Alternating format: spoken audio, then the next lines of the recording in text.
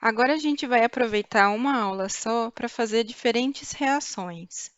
Nós vamos fazer duas digestões, então nós vamos usar dois reagentes diferentes em contato com enzimas de restrição. Um desses reagentes é o nosso vetor PET28, que a gente está preparando, vai abrir esse vetor plasmidial, que é circular. A gente vai abrir ele de forma adequada para ele receber o nosso inserto. Então, para isso, nós usamos enzimas que reconhecem sítios de restrição e cortam e hidrolisam ligações fosfodiéster entre nucleotídeos determinados. E nós vamos fazer essa mesma reação com o produto de PCR da aula anterior, que é a sequência codificadora de GFP, que é, portanto, o nosso inserto. Além disso, nós também vamos fazer a desfosforilação do vetor.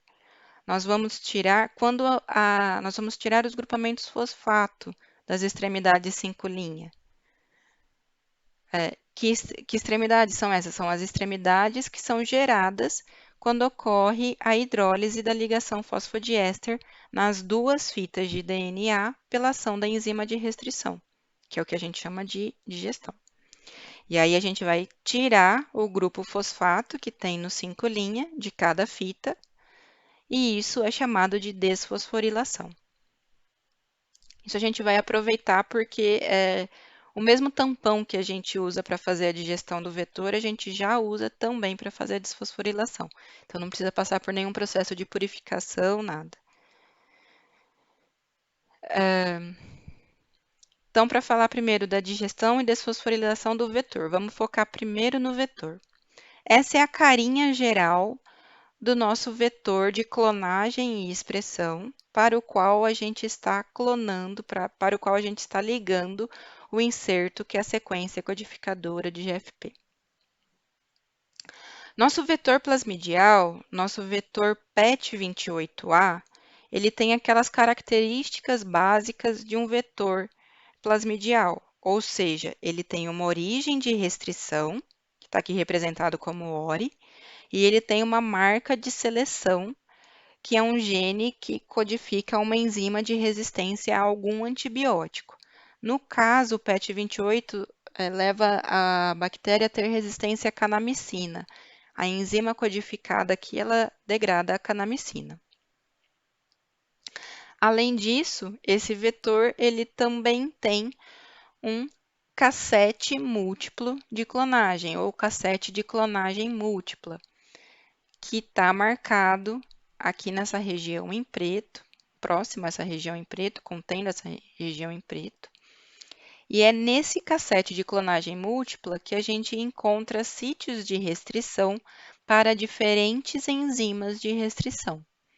Então, eu posso usar aqui qualquer uma dessas enzimas de restrição aqui, que elas vão hidrolisar o respectivo sítio delas, mas que estão todos próximos aqui, concentrados aqui, e não espalhados pelo vetor. E isso me possibilita, então, saber qual é a extremidade que vai ser gerada aqui, quando esse vetor ficar aberto, para eu saber, então, como que eu tenho que ligar o meu vetor ali, como eu tenho que inserir o meu inserto ali. Esse vetor PET28, ele também tem outras características, que são específicas de vetor de expressão. Entre essas características, a gente tem um promotor para promover a expressão do gene que entrar aqui. A gente tem um RBS, que é a sequência de ligação ao ribossomo, para que o mensageiro gerado a partir dessa transcrição aqui seja um mensageiro reconhecido pelo ribossomo de bactéria apenas. Então, o PET28 eu posso usar apenas em bactéria. E esse vetor, ele também tem uma repetição da sequência que codifica 6 histidinas, tanto no início, antes do cassete múltiplo de clonagem, então antes de entrar o meu inserto, como também no final, depois da região que entrou o meu inserto. E essas 6 histidinas a gente vai ver mais para frente que elas nos ajudam a purificar a proteína depois que ela for produzida em bactéria. Vamos falar, como a aula hoje é de digestão e não de purificação, vamos falar da digestão que a gente vai fazer nessa aula, que é utilizando as enzimas BAN-H1 e EcoR1, que reconhecem sítios de restrição que estão presentes aqui no cassete de clonagem múltipla. Vamos olhar esse vetor, a sequência de nucleotídeos dessa região do cassete de clonagem múltipla. Em inglês, MCS. Né? A sigla em inglês MCS, que é o que está marcado aqui em azul. Essas imagens, tanto do vetor, tanto do mapa do vetor, só que a gente chama de mapa do vetor, como da sequência de nucleotídeos do vetor, a gente faz essas imagens a partir de um programa chamado SnapGene. Com esse programa que a gente vê, então, quais as sequências de nucleotídeos e com ele que a gente determina como que fica melhor montar o DNA recombinante, quais primers são melhores, quais primers a gente pode desenhar nas sequências que nos interessam para que o inserto caiba direitinho no vetor. Inclusive, a sequência do inserto a gente pode usar também nesse programinha. É só uma explicação de como que eu estou vendo, de onde que eu tirei essa sequência de nucleotídeos. Então, foi do programa. Eu peguei a sequência FASTA do vetor na internet, coloquei no programa e ele me dá dessa forma a visualização. BAN-H1 reconhece, então a gente vai usar nessa digestão BAN-H1 e EcoR1. BAN-H1 reconhece uma sequência palindrômica que é GGA-TCC. Vejam que tanto na fita superior da esquerda para a direita, como na fita inferior da direita para a esquerda, a gente tem a mesma sequência. Então, é uma sequência palindrômica, é um sítio de restrição que é reconhecido por BAN-H1.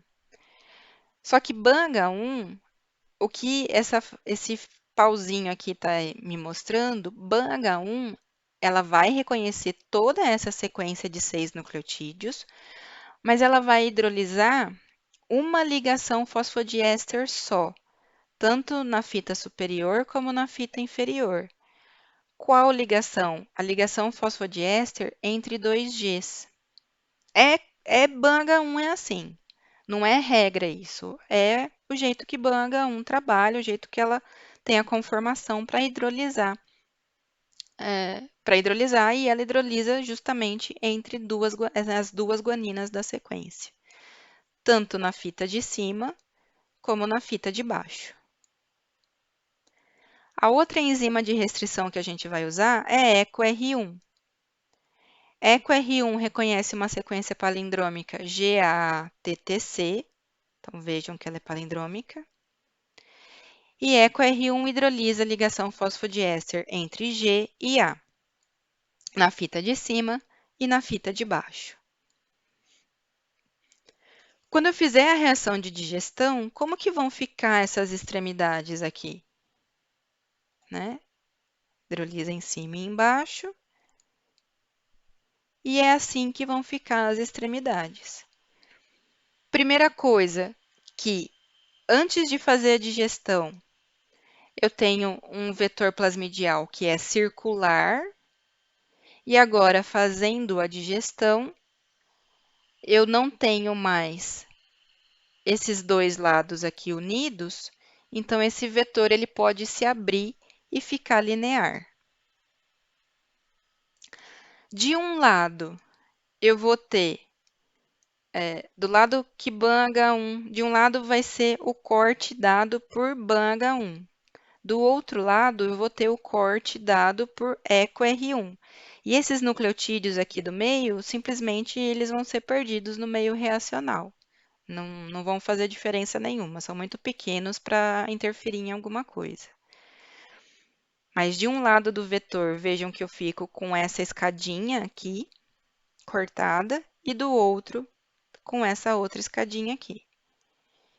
Então, de um lado, eu tenho C, T, A, G, que estão sem complementariedade, e do outro lado, eu tenho A, A, T, T, que estão sem complementariedade. Também, não tem nenhum nucleotídeo aqui complementando.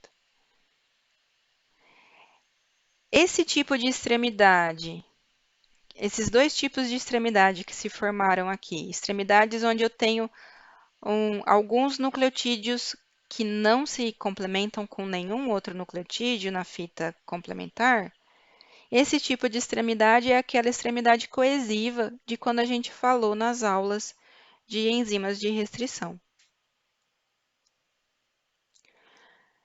Coesiva com quem?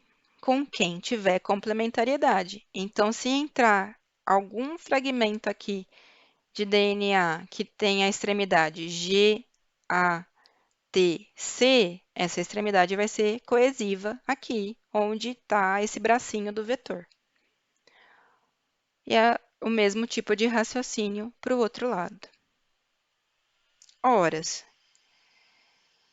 Se eu consigo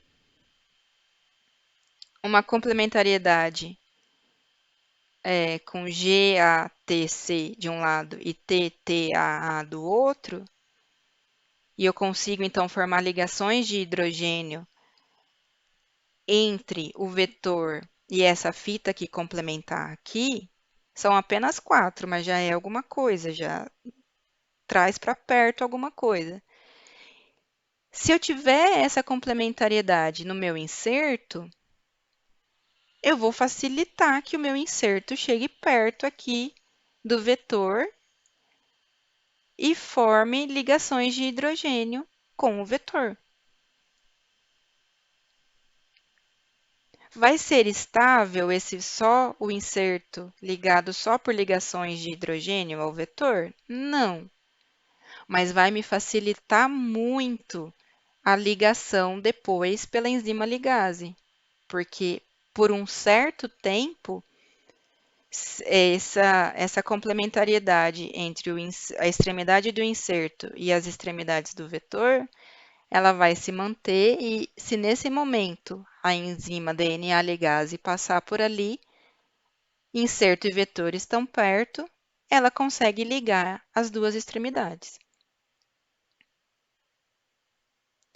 Percebam também que se eu tivesse tudo retinho aqui, se eu não tivesse esses bracinhos no vetor sem complementariedade, se eu tivesse a fita terminando em blunt dos dois lados, seria muito mais difícil eu ter um momento em que o produto de PCR está ali pertinho do vetor, não tem nada que junte inserto e vetor, e eu tenho que contar com a sorte para a DNA ligase passar exatamente no momento que o inserto estiver ali por perto do vetor. E faça a ligação, então. Porque eu não tenho nenhuma interação, nenhuma ligação, mesmo que seja só ligação de hidrogênio, no caso das extremidades blunt, não existe nem isso para aproximar momentaneamente inserto e vetor. E aí dificulta muito mais a minha reação de ligação para formar o DNA recombinante. Tudo isso é com a intenção de formar o DNA recombinante.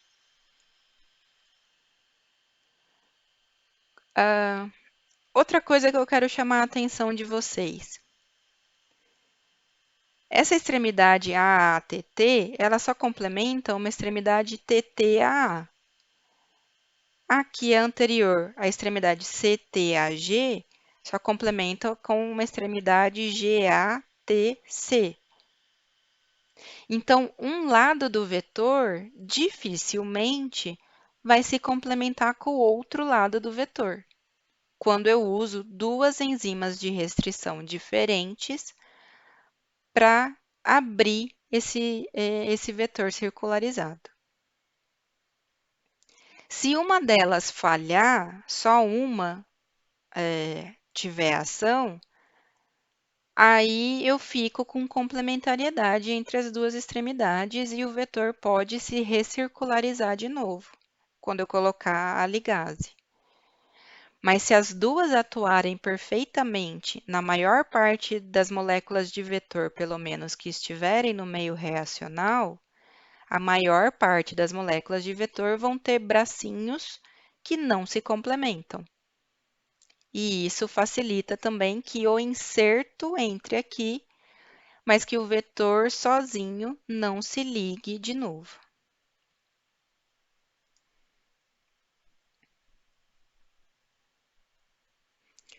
Como que foi feita a reação de digestão?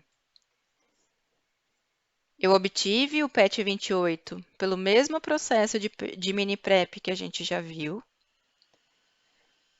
Montei uma reação com cerca de 10, com 10 microlitros dele, né? Eu acabo falando no vídeo 50, mas eu me confundi nos números. 50 foi da outra mini prep que a gente fez, que foi pro molde de PCR, né? Pro PET 28 eu tive uma concentração lida no espectrofotômetro de 65 nanogramas por microlitro. Então, eu usei na reação de digestão 10 microlitros, um tampão para proporcionar o pH adequado para a enzima, que está concentrado 10 vezes. Usei as duas enzimas de restrição, BANH1 e EcoR1, e a reação aconteceu em água ultrapurificada, em 20 microlitros totais de reação.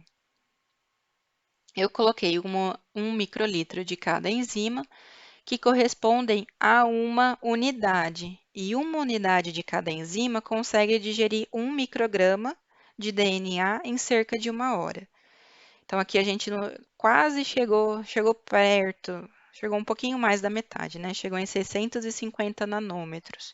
Então, 1 microlitro de enzima é suficiente para digerir 650 nanômetros de DNA.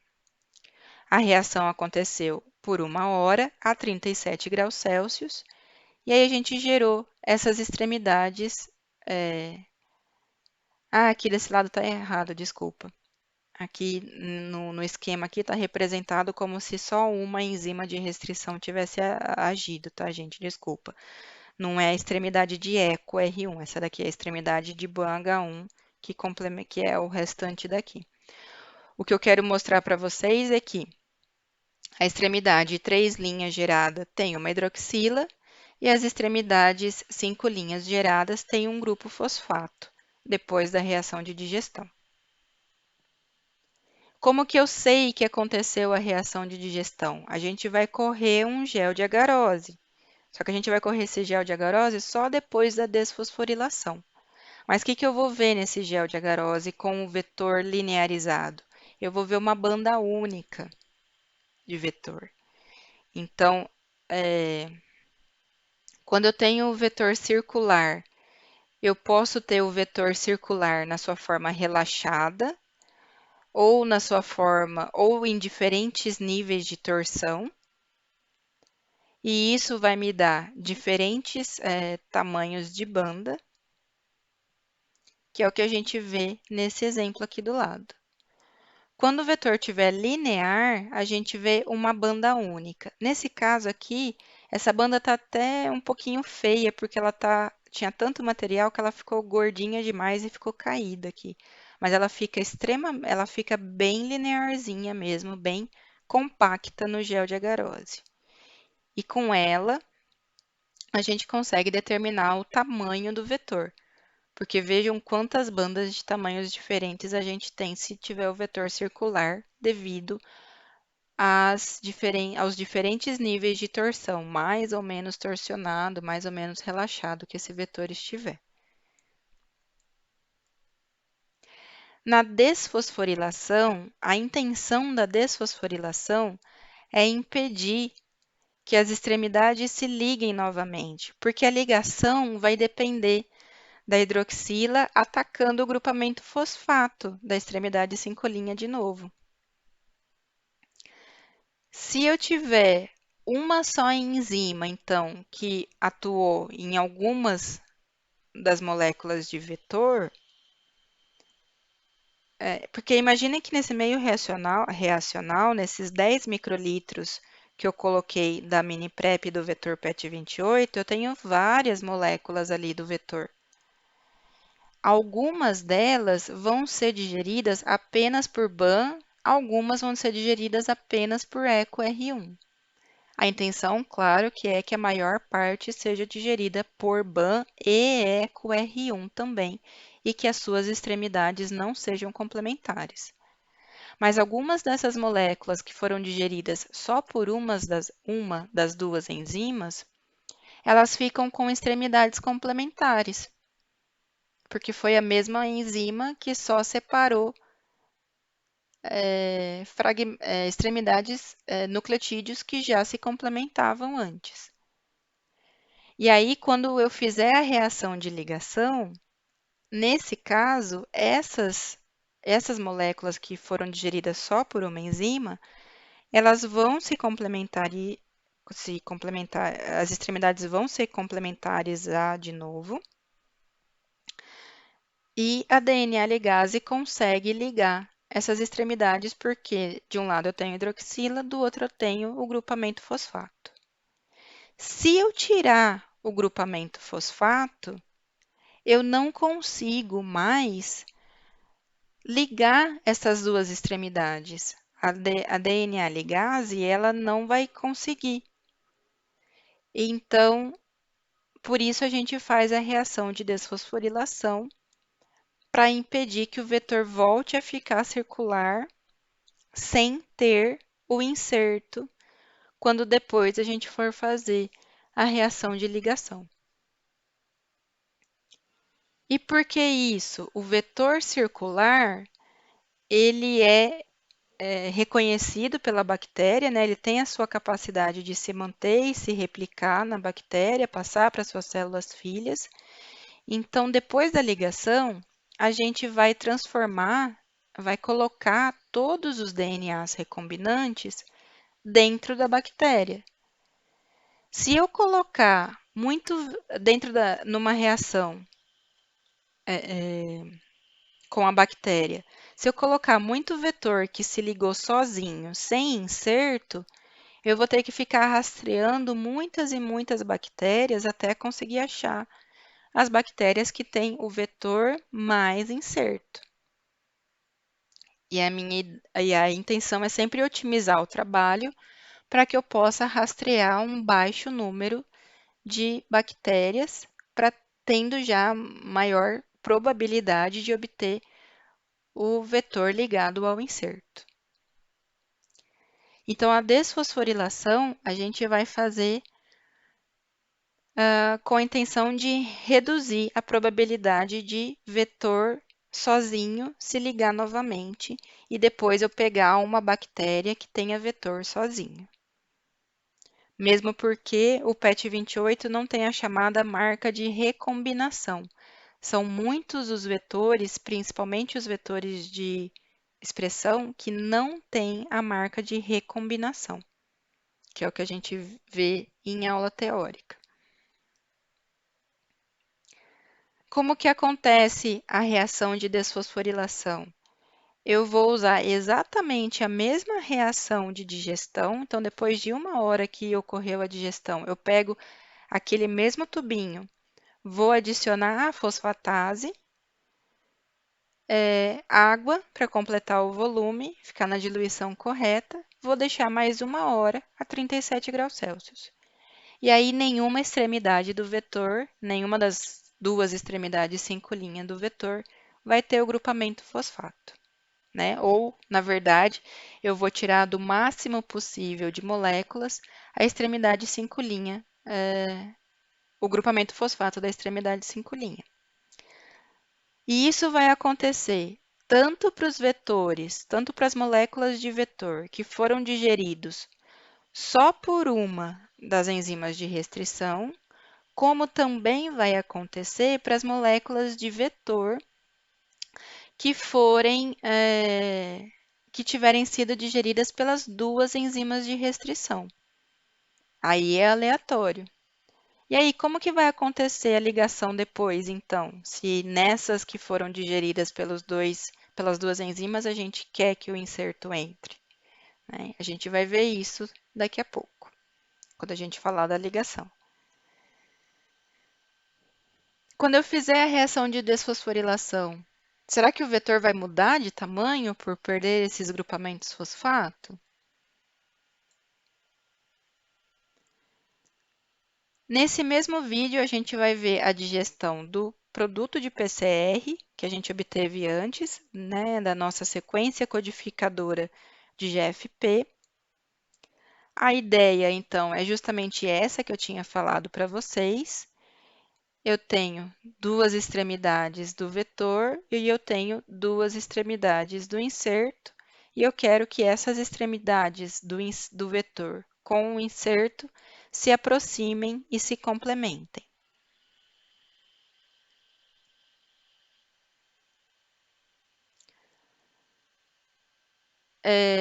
Então, esse esqueminha aqui é para mostrar para vocês que os primers utilizados nesse caso são primers que se anelam à sequência codificadora. Quando eu preciso fazer a digestão do inserto, do produto de PCR, eu vou usar antes, na PCR, dois primers para amplificar o vetor, que tem cada um deles tem uma parte que se anela ao DNA que eu quero amplificar, e também tem uma parte na extremidade 5' do vetor, que é uma sequência palindrômica, um sítio de restrição.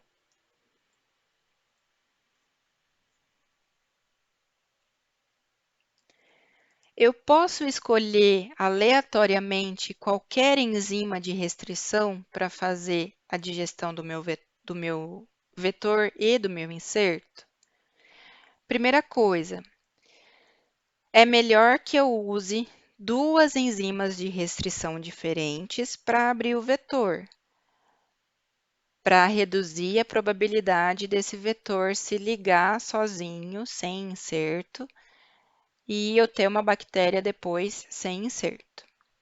Então, é melhor que eu use duas enzimas de restrição diferentes. E eu preciso que as extremidades do inserto sejam compatíveis, sejam complementares às extremidades que são geradas no vetor. Então, essas extremidades complementares entre inserto e vetor são obtidas quando eu uso a mesma enzima de restrição. Então, no caso ali, eu usei para abrir o vetor BAM-H1 e EcoR1. Mas antes de decidir, na verdade, se eu vou usar BAM-H1 e EcoR1, eu preciso olhar no meu inserto uma coisa que se chama mapa de restrição. Então, o que é esse mapa de restrição? Nessa figura aqui, eu tenho a sequência que codifica GFP representada, como aqui embaixo mostrando que é GFP e aqui em cima duas linhas pretas representando o DNA, do início ao fim da sequência codificadora. E quando eu faço o mapa de restrição tanto faz do vetor, né, mas aqui a gente tem que analisar o inserto. O mapa de restrição pode ser feito para o vetor e para o inserto. O que a gente tem que analisar é o mapa de restrição do inserto, para saber se essas enzimas de restrição que eu vou usar na digestão do inserto, se não tem nenhum sítio de restrição delas presente dentro da sequência do inserto. Se eu olhar, então, no mapa de restrição, o mapa de restrição vai me mostrar os diferentes pontos em que existe um sítio de restrição e quais enzimas de restrição reconhecem esse sítio de restrição. Olhando esses pontos, eu quero usar então BAN-H1 e ECO-R1. BAN-H1 ou ECO-R1 estão aqui representadas. Existe, portanto, um sítio de restrição de BAN-H1 ou ECO-R1 dentro da sequência codificadora de GFP? Olhem bem. Não, não existe. O mapa de restrição está me mostrando aqui. Ele não está me mostrando, na verdade, nenhum ponto que tenha um sítio de restrição para BAN-H1 ou ECO-R1. Então, se eu usar BAN-H1 ou ECO-R1 na digestão do inserto, eu não corro nenhum risco de cortar dentro da sequência codificadora de GFP. Porque se eu romper a sequência codificadora de GFP, porque ali dentro tem um sítio de restrição para BAN ou tem um sítio de restrição para ECO, eu vou perder uma parte da sequência codificadora de GFP. Se eu perder uma parte da sequência codificadora de GFP, eu vou com um inserto diferente formar o DNA recombinante. E quando isso for para produzir a proteína em bactéria, não vai mais me formar GFP funcional ou não vai me formar nenhuma proteína, na verdade. Pode ser que não forme nenhuma proteína, nenhum peptídeo. Então, eu não posso escolher para digestão do inserto e do vetor, eu não posso escolher nenhuma enzima que reconheça um sítio de restrição dentro da sequência do meu inserto. Então, eu não posso escolher NDE1, por exemplo. Olha só, eu tenho NDE1 no vetor. Cadê o vetor? O mapa do vetor. Ah, não, é NHE1. Desculpa. Ah, não, tá aqui, ó. Eu tenho NDE1 no vetor, aqui em cima.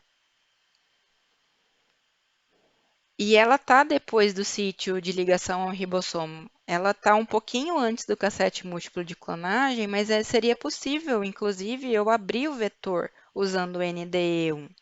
Abrir o vetor seria possível. Só que na hora que eu fosse, mesmo que eu amplificasse o inserto com primers, que nas extremidades tem o sítio de restrição de NDE1, tudo bem, ela atuaria nesses sítios de restrição das extremidades. Só que ela também iria atuar, iria hidrolisar o sítio de restrição que está aqui no meio da sequência codificadora de GFP. E aí eu quebraria a minha sequência de codificadora de GFP em um fragmento de cerca de 200 e poucos nucleotídeos e outro com 500 e pouco, com 400 e poucos nucleotídeos, que é o restante aqui. Então, eu deixo de ter a sequência codificadora de GFP intacta. Ela fica quebrada, eu fico com 2 fragmentos, nem consigo, já sei que não é o tamanho, nem vou para frente com o processo de clonagem. Como o BAN-H1 e ECO-R1 não cortam dentro da sequência de GFP, onde que elas cortam, então? Elas cortam nas extremidades.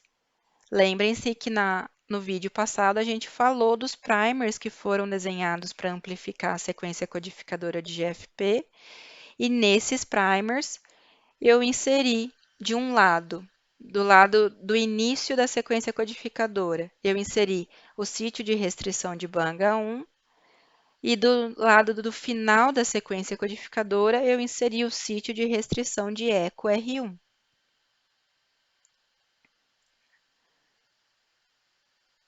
Como eu tinha falado anteriormente, eu vou usar então enzimas endonucleases, que são BAN-H1 e ECO-R1. Então, eu preciso que essas sequências palindrômicas estejam com nucleotídeos flanqueando os dois lados da sequência palindrômica, flanqueando os dois lados da sequência de restrição. De um lado, eu já tenho a sequência que codifica GFP, do lado das extremidades, eu coloco os chamados protetores.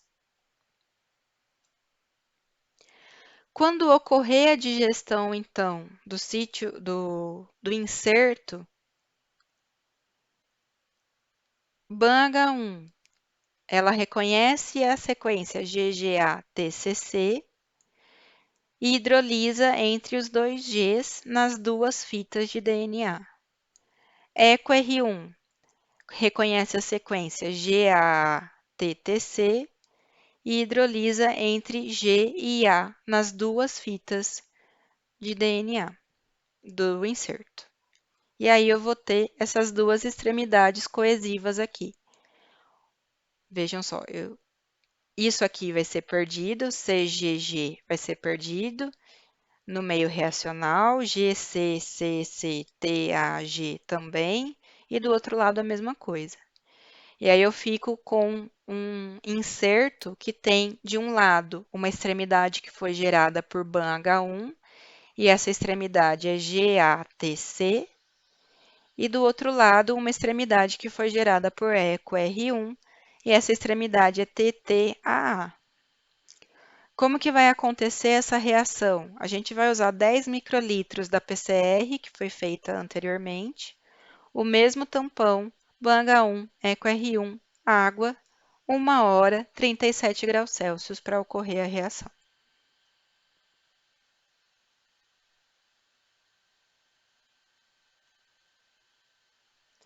Por que que eu usei BAN-H1 na extremidade próxima ao início da sequência codificadora e EcoR1, né, a sequência, o sítio de restrição que EcoR1 reconhece, na extremidade próxima do fim da sequência codificadora?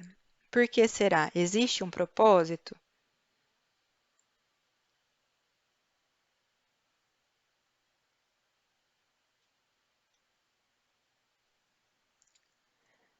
Sim, existe um propósito. Desculpa, eu estava passando aqui para frente porque eu achei que eu ia deixar. Ai, ai.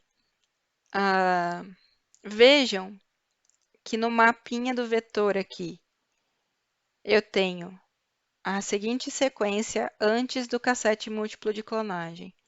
Eu tenho um promotor, então eu tenho uma sequência de DNA que promove a transcrição, a expressão do gene, a expressão do inserto, que vai ser recombinado aqui. No caso de bactérias, eu tenho também a sequência de ligação ao ribossomo, a sequência RBS. Depois, a gente escolheu BAN e ECO no vetor, para abrir o vetor, né? BAN aparece primeiro e ECO aparece depois. Então, eu preciso colocar o início da minha sequência codificadora próximo ao promotor, porque eu preciso promover a transcrição dessa sequência codificadora de GFP de forma que o RNA mensageiro gerado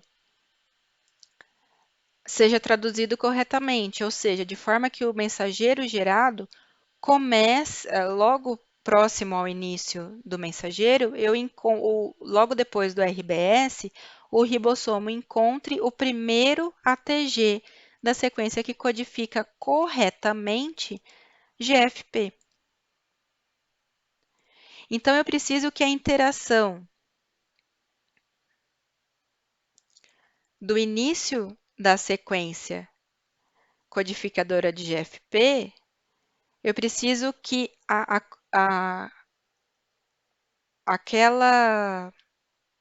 aquele bracinho coesivo que foi deixado na reação de digestão na sequência, no início da sequência codificadora de GFP, eu preciso que essa extremidade coesiva seja coesiva à extremidade que BAN-H1 gerou.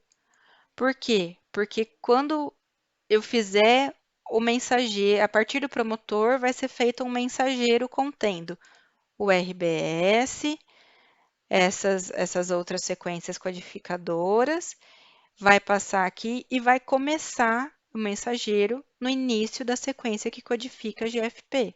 E aí, depois, o final da sequência que codifica GFP termina com eco R1.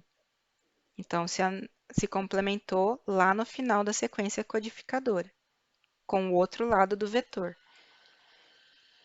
Isso me proporciona um mensageiro, então, que está na ordem correta de leitura do ribossomo, para que o ribossomo traduza corretamente a sequência codificadora de GFP. Se a gente tivesse invertido, colocado eco R1 no início da sequência codificadora e ban H1 no final da sequência codificadora, o final da sequência codificadora de GFP entraria próximo ao promotor e o início da sequência codificadora entraria próximo ao final, lá para o lado do final. Então, o mensageiro gerado estaria ao contrário, com a sequência codificadora ao contrário. Só que o ribossomo, ele vai começar a tradução, quando ele encontrar o RBS, ele vai começar a tradução a partir do primeiro ATG que ele encontrar. Se ele encontrar um ATG aleatório que não é o correto, da ordem correta da sequência que codifica GFP, eu não tenho a formação de GFP. Então, eu tenho que também ter em mente qual é o sítio de restrição para qual enzima de restrição que eu vou adicionar no primer forward e no primer reverso. Tá? Vamos ver como que acontece a digestão e qual que é o resultado dessa digestão, então.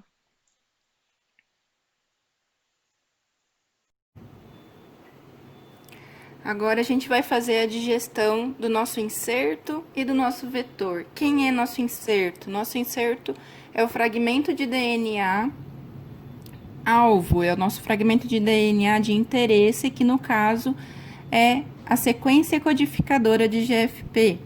Então, a partir daquela PCR que a gente fez, que a gente viu que amplificou um fragmento de 700 pares de base, a gente vai usar uma amostra dessa PCR para já incubar diretamente com as enzimas de restrição. E as enzimas de restrição vão fragmentar, vão cortar as extremidades do fragmento de GFP. Um outro DNA que a gente também precisa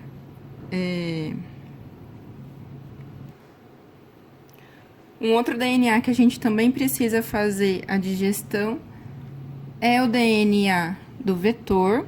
Então, aqui eu fiz uma mini prep só do PET 28. Da mesma forma que a gente fez para conseguir o molde de GFP daquela outra vez, a mini prep, eu fiz aqui e consegui só uma solução concentrada do plasmídio PET 28. Ele também precisa passar pela digestão com as enzimas de restrição, a fim de que ele fique linear, ou seja, seja cortada a forma circular dele, para que então as extremidades do vetor consigam se aproximar das extremidades do fragmento de GFP, ambos com cortes coesivos, com cortes que se complementam, e isso vai facilitar a interação de inserto e vetor para facilitar a ação da enzima DNA ligase, unindo inserto e vetor em um DNA recombinante. Então, para que a gente chegue lá na frente a formar um DNA recombinante, agora a gente precisa deixar as extremidades do DNA de interesse, da sequência codificadora de GFP, e as extremidades do vetor de expressão PET 28, a gente precisa fazer o corte com as enzimas de restrição e deixá-las coesivas entre si. Para isso, então, eu vou fazer a reação do vetor e a reação do inserto, cada um em um tubinho diferente. Eu só falei o contrário aqui o nome. E essa reação vai acontecer em meio aquoso, com a adição de um tampão que está 10 vezes concentrado. Então, vejam 10 vezes aqui. Esse tampão é um tampão de pH próximo a 7,9, que é o pH onde as enzimas que a gente usa, essas enzimas que a gente vai usar nesse caso, são mais ativas. Quais são as enzimas que a gente vai usar nesse caso? A BAN-H1. Então, eu já deixei uma alíquota preparada dela aqui. E a ECO R1. Ambas, não tá dando para ver o nome, né? Ambas para digestão tanto do inserto como do vetor. Então, vamos lá, vamos pipetar essa reação que é bem simples e a gente vai pipetar um volume total de 20 microlitros de reação. A reação vai acontecer em água, então primeiro eu vou adicionar a água. Devido às quantidades de cada um dos componentes, eu vou precisar de 6 microlitros de água para cada uma das reações. Então, eu já vou deixar aqui 6 microlitros dentro de cada tubinho.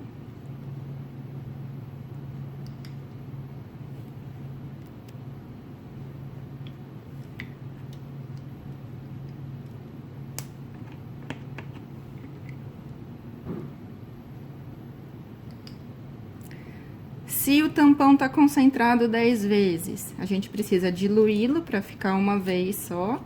A gente não precisa dele concentrado. A nossa reação final é de 20 microlitros, portanto, eu vou adicionar 2 microlitros do tampão em cada uma das duas reações.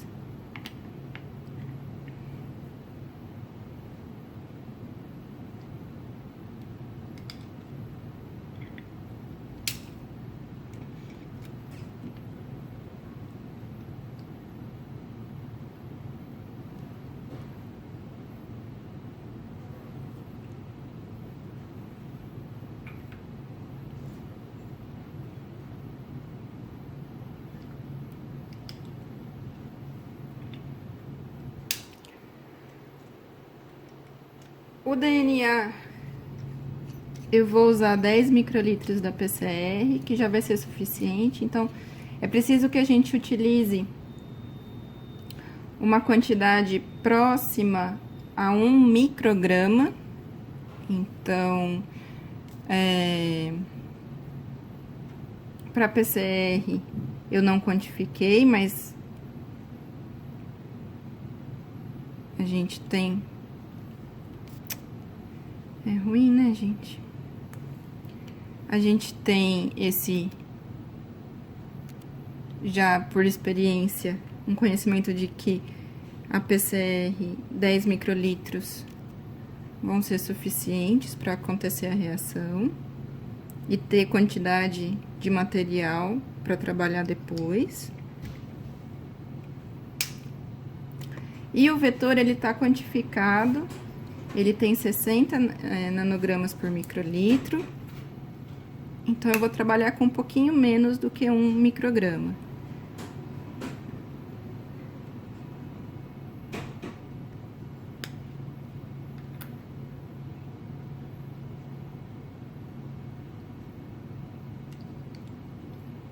Por que eu tô falando 1 micrograma? Porque, por definição, uma unidade da enzima de restrição vai digerir 1 micrograma em 1 hora. E é justamente o que a gente vai colocar, uma unidade de cada enzima, e a gente vai deixar 1 hora para acontecer essa digestão. Então, agora eu vou adicionar a BAN-H1 nas duas reações. Lembrem-se,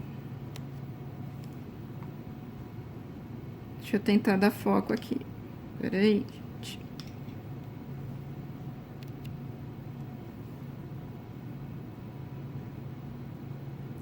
Lembrem-se de pipetar a enzima sempre na parte superior do menisco, porque ela tá em glicerol. Limpar nas beiradas a ponteira, porque eu não quero levar enzima pelo lado de fora da ponteira. Vou colocar dentro do tubo da minha reação, apertar o máximo possível o pistão, retirar, aí a ponteira de dentro da reação, aí é que eu solto o pistão, porque se eu soltar o pistão lá dentro, ele vai voltar com o volume de reação, isso não me interessa. E agora, por estar em glicerol de novo, a mesma coisa a enzima, eu tenho um pouquinho de enzima com glicerol aqui na parede interna da ponteira. Então, eu preciso pipetar para cima e para baixo algumas vezes, para retirar esse excesso que ficou da enzima dentro da ponteira. Pus a banga 1 no inserto, vou pôr agora na reação do vetor.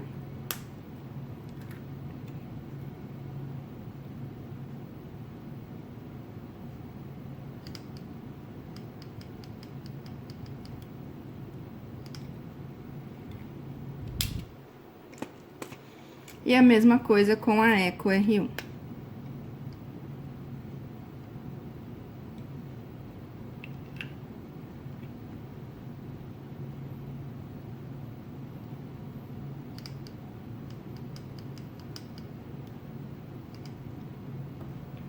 Pus a Eco R1 na reação do inserto, já tá pronta. Vou pôr a Eco R1 na reação do vetor.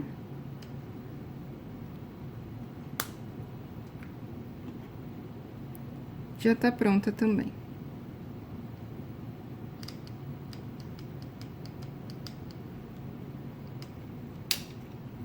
Eu vou centrifugar rapidamente esses dois tubinhos. Vejam que formaram algumas bolinhas, então eu vou centrifugar para garantir que todo o material fique no fundo do tubo e para retirar esse excesso de bolinhas. E aí, vou levar para o banho-maria 37 graus. Eu tenho um banho aqui, um banho-maria 37 graus.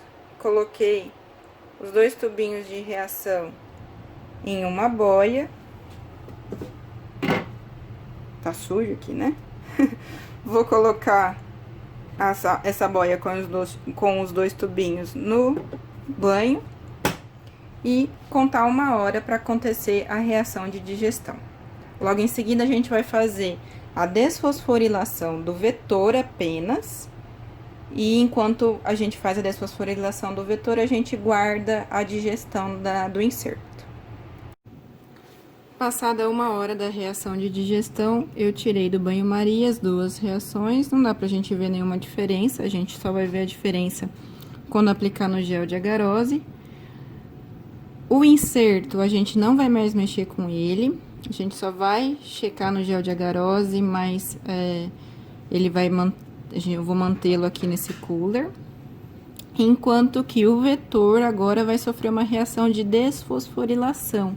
Então, é mais uma reação de 1 hora, 37 graus Celsius, em que a gente vai adicionar uma fosfatase, que tá diluída, ela vem concentrada, e a gente precisa diluir para utilizar. Essa fosfatase, como a atividade dela, o próprio nome diz, ela retira grupamentos fosfato, e onde o vetor linearizado agora tem grupamentos fosfato. Ele tem nas suas duas extremidades 5 linhas. E eu vou retirar esses grupamentos fosfato para impedir que o vetor se ligue nele mesmo, se recircularize quando eu adicionar a T4-DNA ligase. Então, eu adicionei a fosfatase, completo o volume para 30 microlitros com água.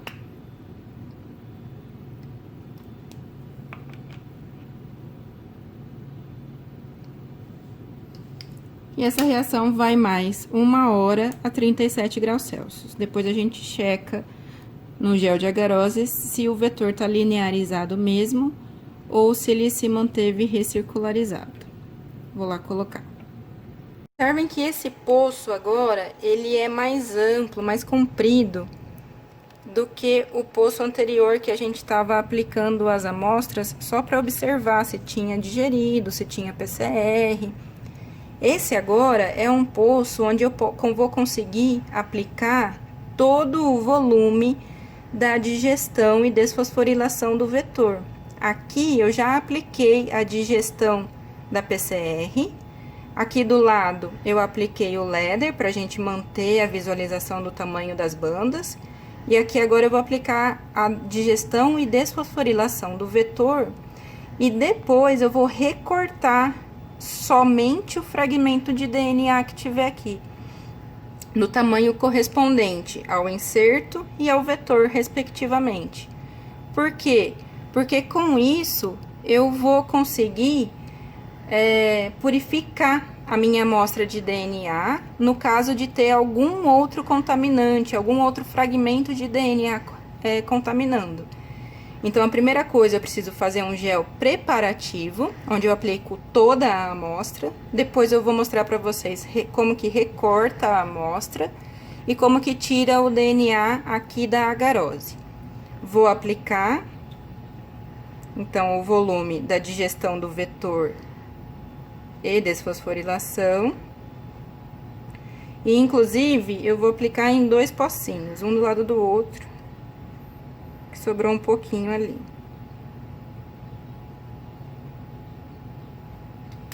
Vou colocar a tampa, ligar a fonte de eletroforese e deixar esses fragmentos se separarem para depois recortar. Esse é o resultado da nossa digestão e desfosforilação do vetor PET 28. Aqui a gente tem GFP digerido. E aqui é a sequência codificadora. Aqui é o vetor PET 28, digerido com BAN e ECO-R1 também. E aqui é o vetor PET 28 não digerido. É um material circular, é a mini prep, uma amostra da mini prep circularizada do vetor, para a gente ver a diferença. Como que fica o vetor circularizado aqui em relação ao vetor linearizado. E quando a gente vê o vetor linearizado, a gente vê uma linha mesmo. Aqui do outro lado, a gente tem a mesma intensidade de banda, né? Não tá mais, porque às vezes quando a gente carrega muito em DNA, ele até pode formar essas bolsas aqui, mas a gente tem a mesma quantidade de DNA, porque tem a mesma intensidade de banda, né? Como eu falei antes, quanto maior a quantidade de DNA, maior a quantidade de brometo de etídeo que se intercala, maior fica a intensidade emitida, então. E lembrando que a intensidade de fluorescência emitida pelo brometo, ela é muito maior quando o brometo está intercalado no DNA. Porque vocês se lembram que todo esse gel foi feito com brometo. Por que todo o gel não está fluorescente, né? Tem um pouquinho só, bem de leve. Porque o brometo, ele se intensifica, a sua fluorescência se intensifica bastante quando ele está intercalando o DNA. Enfim, essa foi uma informação, um parênteses aqui.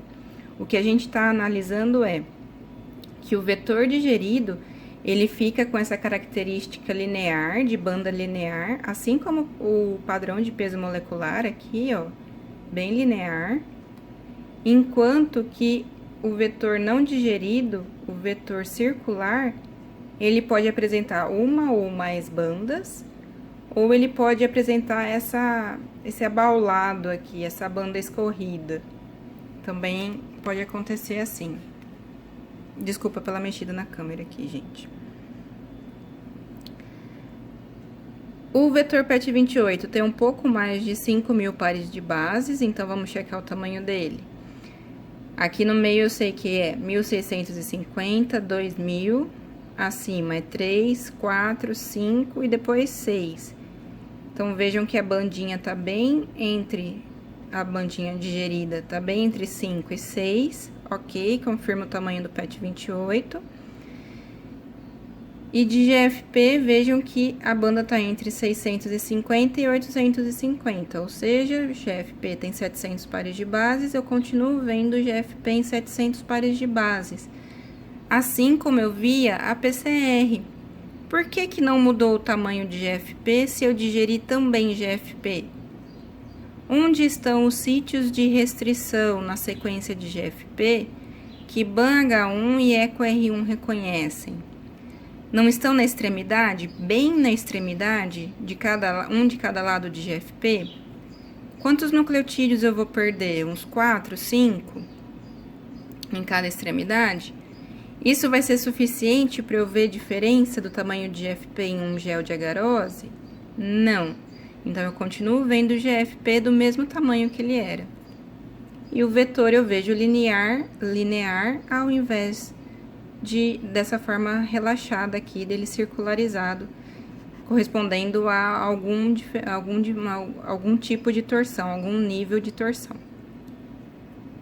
Como as duas amostras já estão digeridas e o vetor também já está desfosforilado, e a gente fez em grande quantidade essas reações, agora eu vou recortar aqui a bandinha de GFP digerido e recortar a bandinha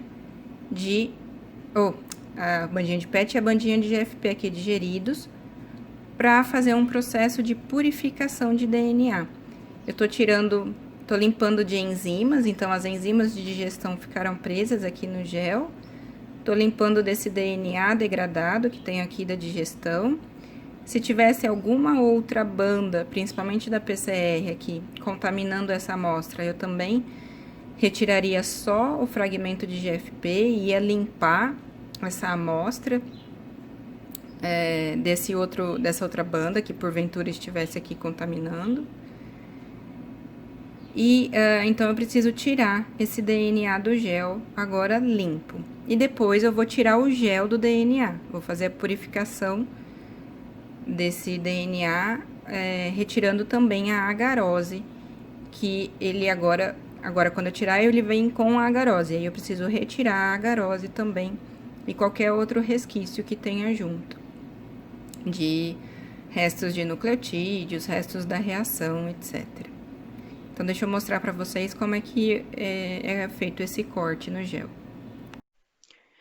Então, o que a gente viu com essa digestão foi um vetor linearizado, diferente do vetor circular, que formou uma gota quase aqui, né, pelo diferente grau de torção, enquanto que o vetor linearizado está linear, e a gente consegue reconhecer que é aquele vetor porque ele bate com o tamanho. Então, o PET 28 tem cerca de 5.300 pares de bases, sabendo que essa banda do padrão de tamanho molecular é de 3.000, a de cima é 4, a outra é 5 e a outra é 6, a gente identifica que entre 5 e 6 o tamanho do PET é linearizado, e GFP, então, o produto de PCR digerido,